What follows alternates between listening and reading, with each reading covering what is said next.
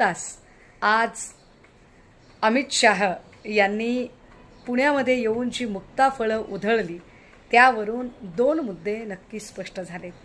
त्यातला पहिला बाब म्हणजे आजही अमित शाह यांना महाराष्ट्रात आल्यानंतर आपलं भाषण चुरचुरीत करण्यासाठी जाणीवपूर्वक आजही उद्धव ठाकरे यांचं नाव घेतल्याशिवाय भाषण सुरूही करता येत नाही आणि संपवताही येत नाही.